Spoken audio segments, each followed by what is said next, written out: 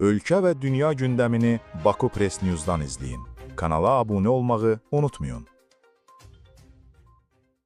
İsrailin hücumları nəticəsində İranın 7 yüksək rütbəli hərbçisi ölüb.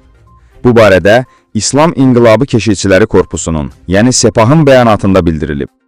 Məlumata görə İsrail hərbiçilərinin hücumları nəticəsində İslam İnqilabı Keşikçiləri Korpusunun aerokosmik qüvvələrinin tanınmış komandirləri və generalları Mahmud Baqiri, Davud Şeyxyan, Məhəmməd Baqir Tahirpur, Mənsur Səfərpur, Məsud Tayyib, Xosrov Həsəni və Cavad Carsara həlak olub.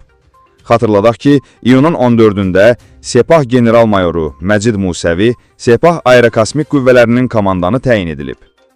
Tehran İsrailin zərbələrini dayandırmaq üçün üçüncü tərəflərin vasitəçiliyi ilə Vaşinqtona müraciət etməyə çalışır. Bu barədə bazar günü The Jerusalem Post öz mənbələrinə istinadən məlumat yayıb. İran, Oman və Qətər vasitəsilə Vaşinqtondan İsrailin zərbələrini dayandırmaq üçün vasitəçilik istəyib, nəşr bildirib. Bundan əlavə, qəzetin mənbələrinə görə Səudiyyə Ərəbistanı da atəşkəsə nail olmaq və danışıqları bərpa etmək üçün sakit səylər göstərir. Rusiya İstanbul razılaşmaları çərçivəsində həlak olmuş Ukrayna silahlı qüvvələrinin 1200 əskərinin meyitini Ukraynaya təhvil verib. Bu barədə TASS-a Rusiyanın danışıqlar qrupundakı mənbə bildirib. Rusiya İstanbul razılaşmalarını icra etməyə davam edir. Bugün Ukrayna silahlı qüvvələrinin daha 1200 əskərinin meyiti Ukraynaya təhvil verilib.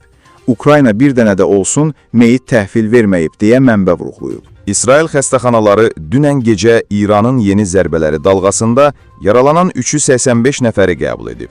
Bu barədə İsrail Səhiyyə Nazirliyinin mətbuat xidməti məlumat yayıb. Bildirilib ki, ölkədə 24 saat ərzində 12 nəfər ölüb, ümumilikdə isə İranın zərbələrinin başladığı 13 iyun axşamından indiyə qədər İsraildə artıq 15 nəfər dünyasını dəyişib.